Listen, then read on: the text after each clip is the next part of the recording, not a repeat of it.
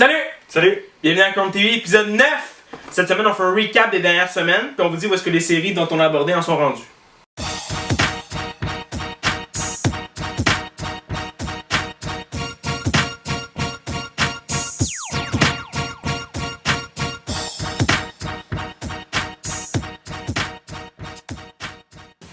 Donc, pour Walking Dead, on est rendu à l'épisode 7.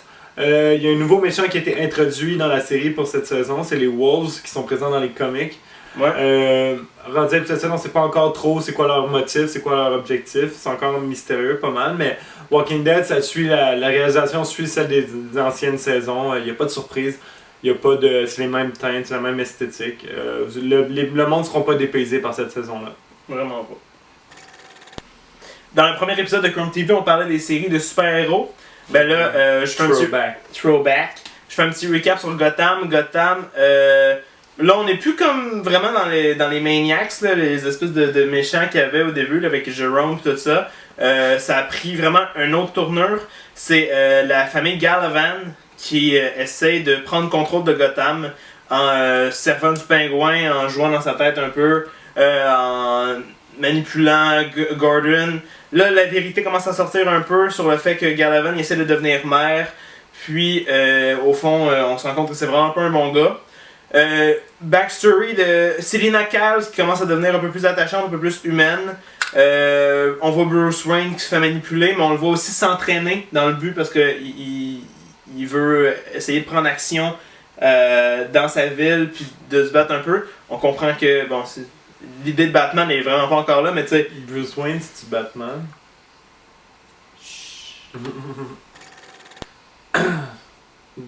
Donc, pour American Horror Story, rendu à moitié de la saison, au début, je disais que c'était mélangeant, que c'était beaucoup ça partait dans tous les sens. Maintenant, c'est moins pire, ça se rejoint un peu, sauf que c'est vraiment pas épeurant comme saison. Là. C'est la saison qui me fait le moins de frissons.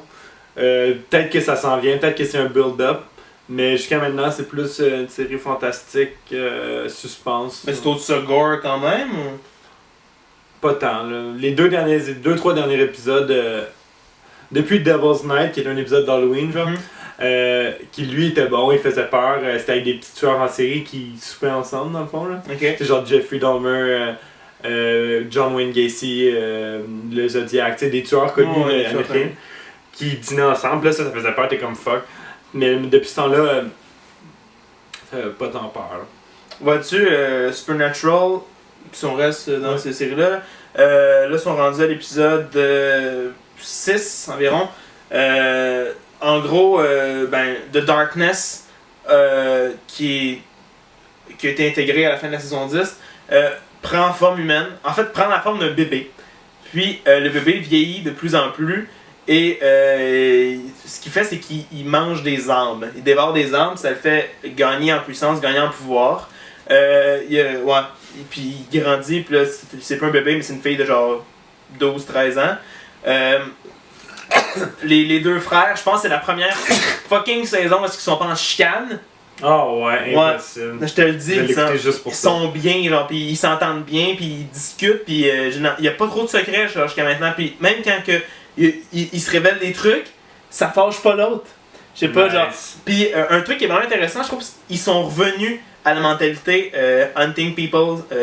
Non, hunting things, saving people, hunting things. Family business. Family business. Ils sont revenus à ça parce que Sam a comme fait réaliser à Dean qu'il tuait comme trop de monde. Puis il essayait moins de les sauver.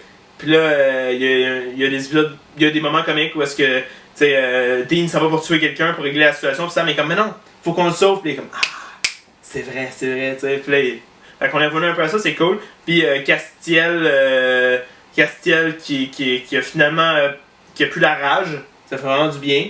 Parce qu'à la fin de la saison 10, il se fait comme lancer un sort, puis il devient méchant.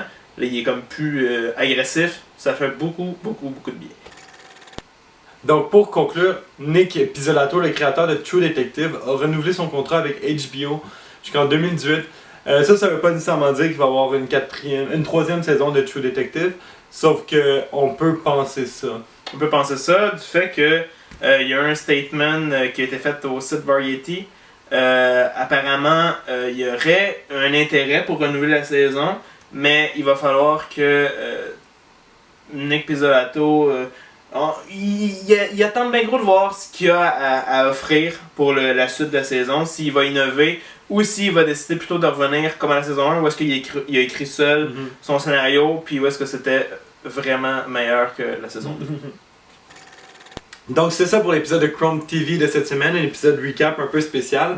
La semaine prochaine, on va comparer The Office et Parks and Recreation, une série que j'ai mentionnée, mais là on va vraiment plus les aborder en profondeur. Exact. Alors bonne semaine, puis check it out. Ciao guys! Ciao!